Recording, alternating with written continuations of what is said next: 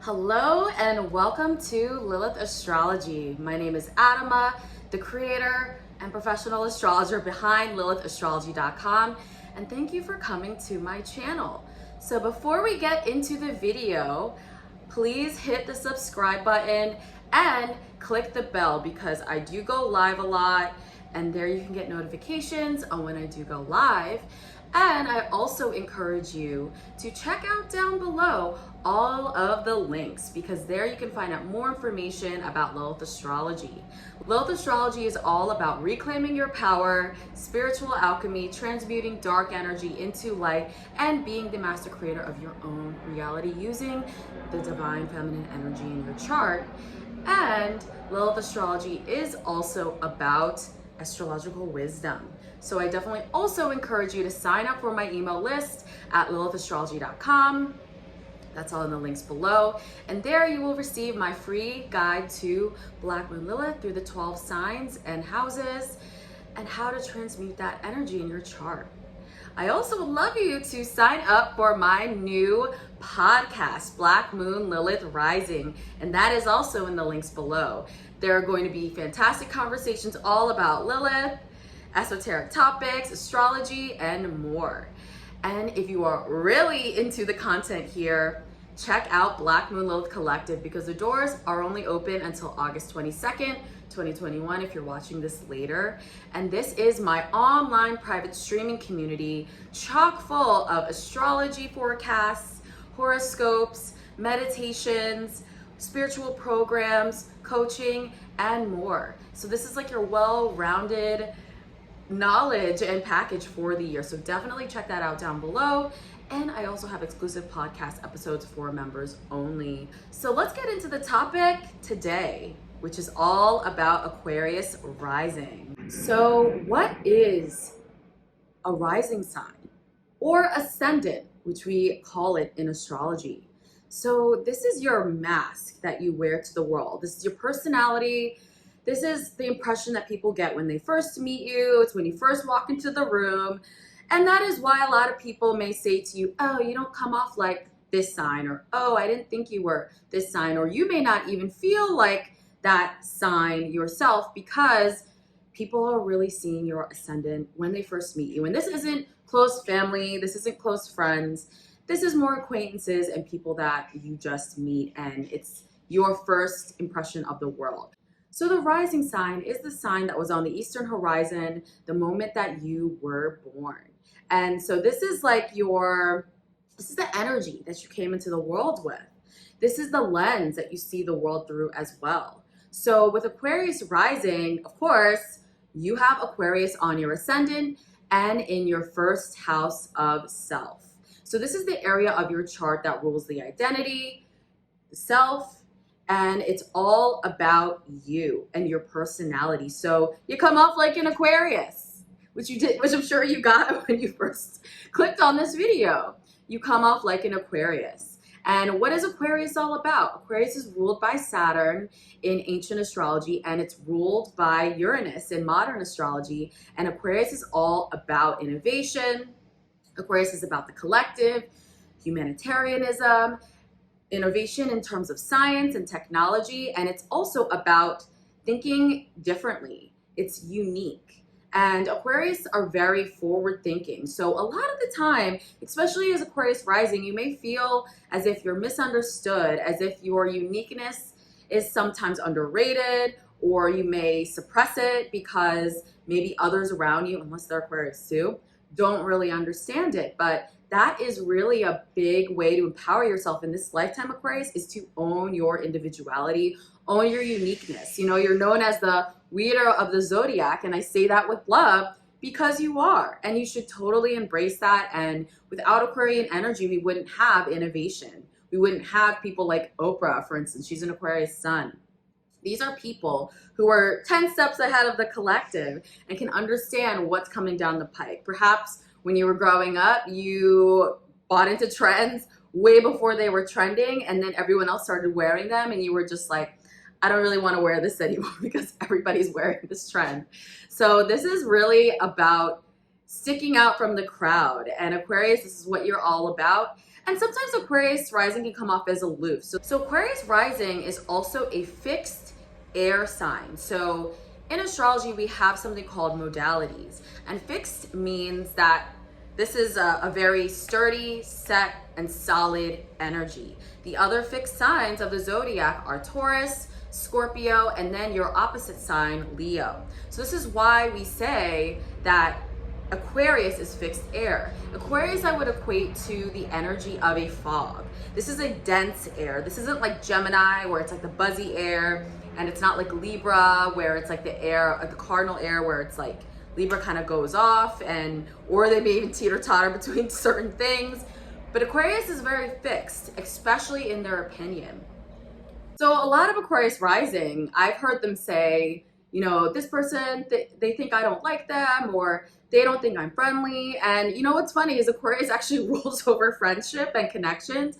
So they actually are very friendly people, but they're ruled by Saturn. So that's why Aquarius risings may have a more aloof or detached demeanor, because Saturn is the ruler of your sign, and Uranus. And so it's all about the quirk. It's all about loose connections versus being overly nurturing or overly emotional. So in Aquarius' second house, we have Pisces. So the second house in astrology is all about earned income, money, and it also is highly linked to self-worth. So this is the energy in your chart in terms of how you can go about manifesting material gains in this lifetime, and then also how you feel about yourself. Because those two things, believe it or not, are highly linked in astrology. I mean, that's what I teach here about manifestation. So when you have Pisces here, Pisces is actually ruled by Jupiter, the planet of expansion and growth. Pisces is also, and this is the ancient ruler of Pisces, Pisces is also ruled in modern astrology by the Neptune. So a lot of Aquarius risings can have the ability to go into more spiritual endeavors, more artistic endeavors in terms of how they make their money.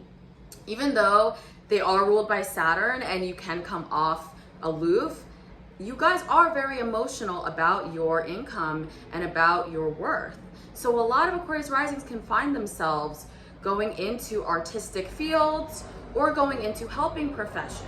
Another way that this could manifest is that you are very intuitive when it comes to how to earn an income. And so a lot of you can monetize your innovation or monetize your ideas, and that can also bring in some income for you as well. When we also have Pisces here, sometimes your self-worth can also feel a little challenging to grasp at times. And this completely depends on what planets you have in this house, what other planets they're aspecting, so that, remember, this is general. But a lot of the time, Aquarius rising can find themselves needing to really look deep within to find that self-worth, to know that their innovation's worthy, to know that their uniqueness is worthy. And in order for others to pay you and to compensate you for that, you have to know your worthiness first. So Pisces represents, it can represent seclusion, it can represent things that are out of reach, but it also represents creativity and spirituality as well too. So when those two things mesh together, Aquarius can really find that they can earn an income. So in the third house of communication and thought, this is also the area of life with siblings. So if you have siblings as Aquarius rising, you can understand their energies by looking at this house. You have the sign Aries. And Aries is the bold leader of the zodiac. Aries is a fire sign, very intense, ruled by the warrior planet Mars. And generally Aries energy goes after what they want first. And so that is how most Aquarius risings articulate themselves. They are, and this also can kind of play into the aloof rising sign. Aquarius rising are very forthright with the way that they speak. They tend to speak the truth. They speak up for what they want, and they don't hold back. And so a lot of people, if they're not compatible with that energy, it can feel a little jarring and it can feel like a lot. But you know, you find people who are compatible with you, right? Aquarius rising. But when we have Aries here, this also can make for a very articulate speaker. So Aquarius risings can also find that they may have a little less of a filter than most other signs. So definitely this is the friend that you want to go to when you want to hear the truth with no filter, because Aquarius rising will let you know and tell you, and this is all for your self-development. This is all for your growth, because when you have Saturn ruling your ascendant, what you offer to the collective is ways that people can elevate and grow themselves.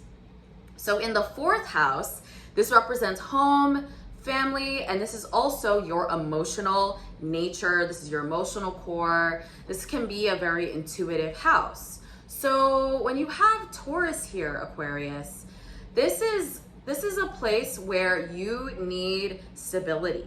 Taurus energy is ruled by Venus, and Taurus is also a fixed earth sign. So this is also squaring your ascendant. So we have to remember that when we have a sign in the 4th house, or when we look at the other angular houses, which I'm going to talk about, this is an angular house. So it also is associated with the IC, or the Imam Coeli in astrology. And essentially this is basically showing you a lot about your lineage and a lot about what makes you feel comfortable. And believe it or not, Aquarius loves to have a beautiful home. Aquarius really needs balance, and maybe it also depends on the planets that are in your 4th house or aspecting that angle or aspecting that planets in that house. But generally Aquarius could have felt that they didn't have that stability earlier in life, and so they may want to attain that as they become older and become more responsible for their home life. Another thing too is you generally want to have peace and balance and harmony when it comes to your home. Taurus energy is all about indulgence and also about creativity. So Aquarius rising, you are a very creative person internally. And this definitely can shine in your career, which we're going to get to in a moment. But this is the area of your life where this is what you need to feel in order to feel emotionally fulfilled. And with Taurus there, this is really where you shine at home. So we move on to the 5th house. So the 5th house is all about fun, self-expression, creativity, play. It's also the house of childhood, children. So this is a house that you want to look to in terms of fertility and having children, if that's something that you are into. And you have Gemini. So this is why we always say Gemini is a complementary sign to Aquarius. Yes, you are both air signs because Gemini is mutable air, but Aquarius, you love to discuss, have fun, and communicate with others. When you have Gemini in the 5th house, you're a sign that wants to make as many connections as possible. You're the type of sign to have friends in different parts of the world, different parts of the globe that you talk to sporadically. You're the type of sign that is more detached in your relationships. You like to have a lot of relationships versus that one-on-one interpersonal relation. So with Gemini in the 5th house, this is also really backing up that energy. And so Gemini is the twins. Gemini is all about being social and communication. And so Aquarius, you love to have fun. And even when it comes to having kids and your relationship with your children, this is also a friend relationship versus that intense, overbearing mommy or daddy or parent relationship. Another thing too is Aquarius, you love to have fun when it comes to your relationships. 5th house is also the house of dating. So people that you love to have variety when it comes to your dating life, and you love to be talking to a lot of people, especially before settling down. All right, Aquarius, so in your 6th house, this is the area of your life that is about work, your routine, health, duty. This is a house of, this isn't being a leader or a boss, but this is the area of life if you're working for someone or if you have people working for you. So this is like the area of work, and you have Cancer. So Cancer is an emotional water sign, and Cancer is all about the home. And Cancer in the 6th house means that Aquarius rising, you really are emotionally invested in your work and what it is that you do. when it comes to colleagues or people that work for you.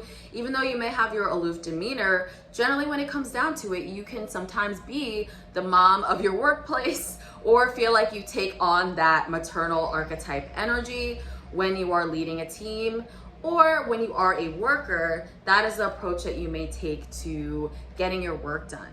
Another thing too is self-care is really important to Aquarius. When you have Cancer in the 6th house, it's important for you to take care of your health. And a lot of the time too, Aquarius, you are an innovative spirit, so you may take on some alternative healing, or you may even take on a lot of the energies of your family and how they had their diet or how they ate or what were their habits. You may have picked that up very easily at home. Another thing too with having Cancer in the 6th house is that you may have a protective shell at work. Cancer energy has that protective shell, but then that ooey gooey center. So you may be overprotective of yourself at work, and you also you may make surface level friendships at work and in your routine and what you do, but you never go too deep in the sense because you want to protect yourself. And that makes sense because, you know, you gotta keep things professional at work, and sometimes it's best not to tell everybody your tea. All right, Aquarius, so moving on to the 7th house. So this is actually an angular house as well. So we had the 4th house, which had Taurus, and if you notice a trend, these are all of the other fixed signs. So this is in astrology, your rising sign. The other signs of the angular houses are of your same modality. So that's why they square each other, because you need that tension sometimes in life to get to other places. So in your 7th house, this is where your descendant is. So you have your ascendant or your rising sign in your 1st house. Now this is where your descendant is, or this is like also called the 7th house cusp. So your 7th house is all about relationships. This is about contracts. It's that interpersonal communication and relation and how you relate to others. This is a social house, and you have Leo there, your opposite sign. So this is why we call Leo Aquarius's partner sign, because it is the sign that is in the house of relationships for Aquarius rising specifically. So it's not like if you're an Aquarius sun and you got like and you have a Gemini rising, you don't have Leo in your 7th house cusps or in your 7th house. So that is what a lot of people don't understand about sun signs, is like that's not telling you anything about how your chart is laid out unless you are an Aquarius rising. So when you have Leo there, these are some of the traits that you look for in relationships because they complete you and they have things that you don't have. This is your opposite sign, and Leo is all about fun, self-expression, creativity, the heart, passion, fire sign, fixed fire. So when you are fixed air, that fixed fire can really fuel your air. So when you have innovation mixed with creativity, those two energies can really build on each other. And Leo energy can make Aquarius more comfortable with their ideas, and Leo can then take those ideas and start to create with them. So that is what's so important. Having Leo in your 7th house also doesn't mean like you're gonna marry a Leo or you're gonna be with a Leo. A lot of Aquarius risings may find themselves with Leo energy, but I've had this in sessions before, people being like, oh, so I have this sign here, does it mean that's my husband or whoever or wife? I'm like, no, that just means it's the energy of the contracts you may bring in or the people that you may bring in. Some of them may have Leo energy prominent, but this is what you need to feel fulfilled in a relationship, and this is your opposite polarity.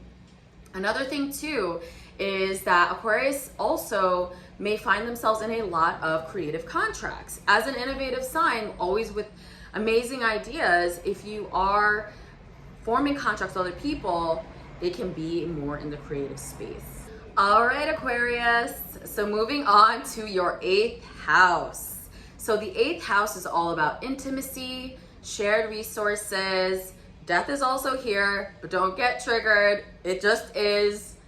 But the 8th house means a lot of different things. It also is about inheritances. Also, don't get triggered with that. Everyone has an 8th house. And things like taxes. This is also the area of the occult. So occult meaning witchcraft, astrology, esoteric arts, all of these different modalities.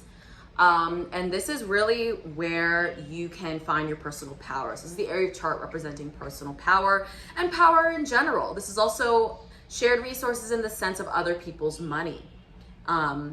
So you have the sign of Virgo here, and Virgo is a mutable earth sign, mutable meaning variety, and Virgo is Mercury ruled. So it's all about data. Mercury is the planet of communication.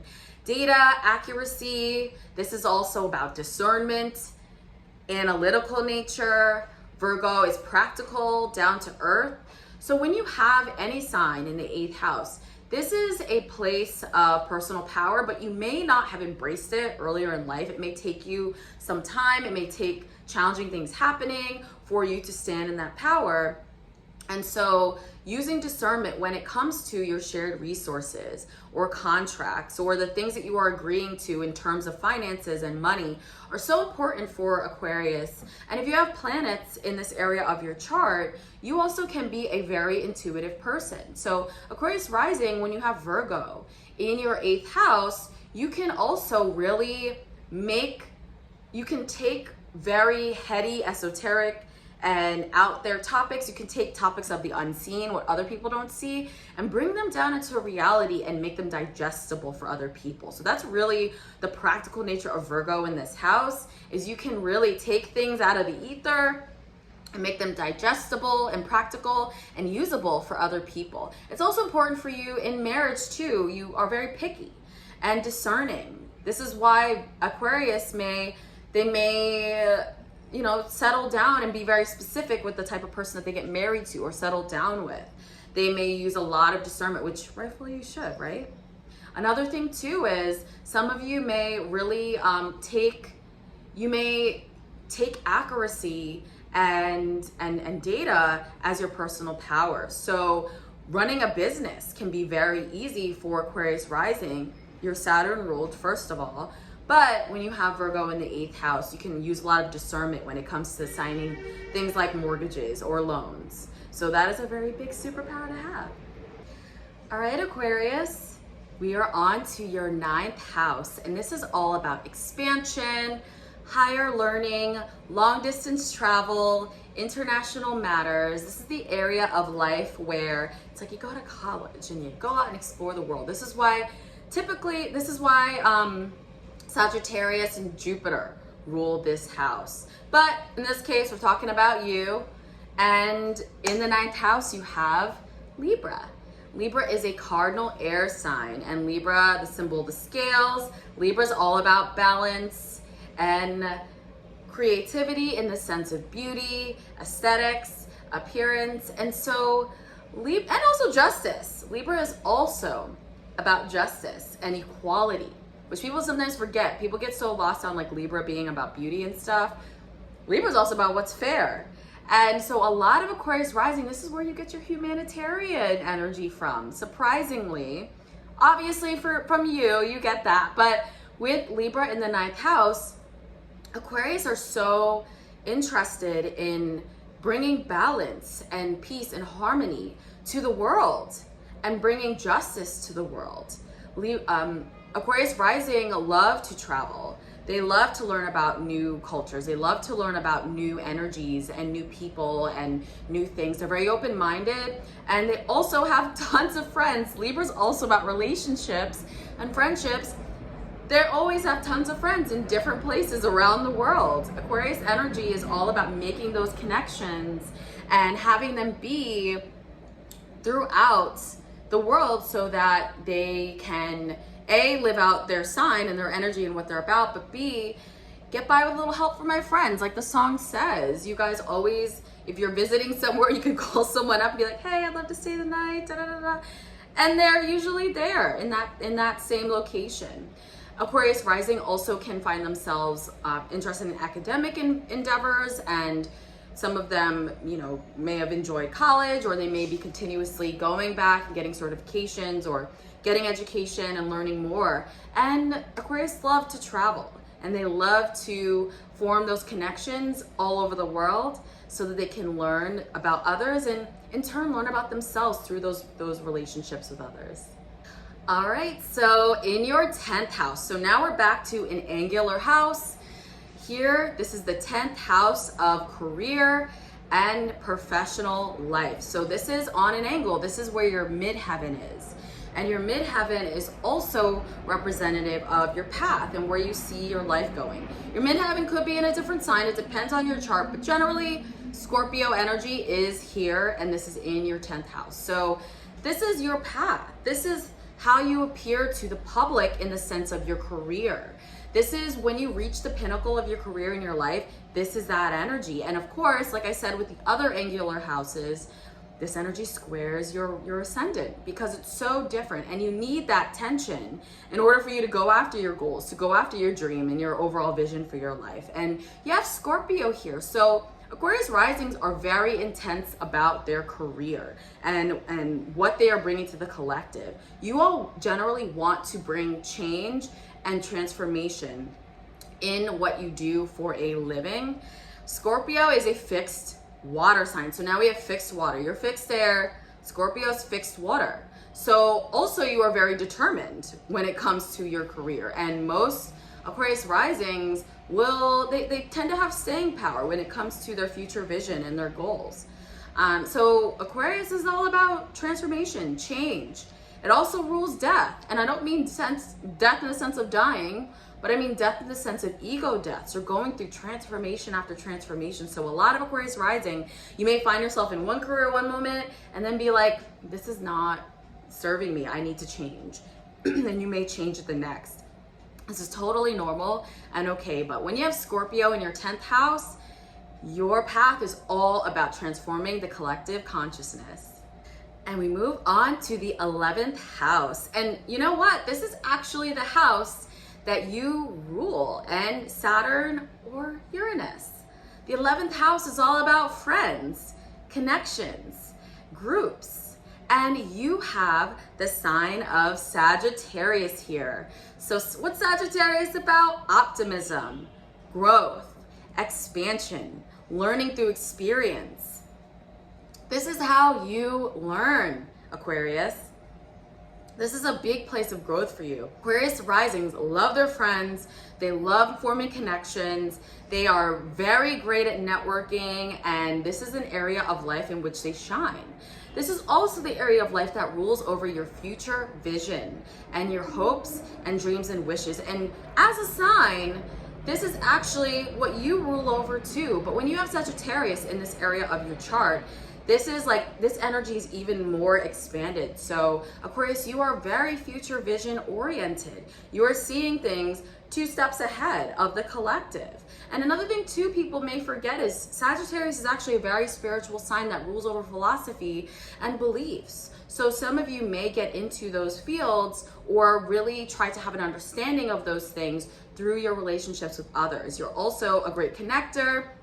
You may find that you're the one of the friends that's like connecting other friends with other friends and forming mini networks on networks on networks. And Aquarius rising also may love putting themselves out online or running a business online. A lot of Aquarius risings can work in tech or work in innovation or work in ways to innovate how people connect with each other. Facebook or any of these networks are very, very, very Aquarian, especially Aquarius rising. You can really find that putting yourself out in a innovative way, putting your message out there in an innovative way and connecting with others is a way that you can experience growth within your own hopes and dreams and visions. And so as we round things off, we have the 12th house. So this is the area of the chart that rules over seclusion, things unseen. Prisons, hospitals are in this house. This is also a very spiritual house. This is the unseen realm. So this is spirituality in the sense of the astral, or realms you can't explain, or things that are lost, or things that are hidden. This is also the area of life where it's just like things are just hidden and suppressed.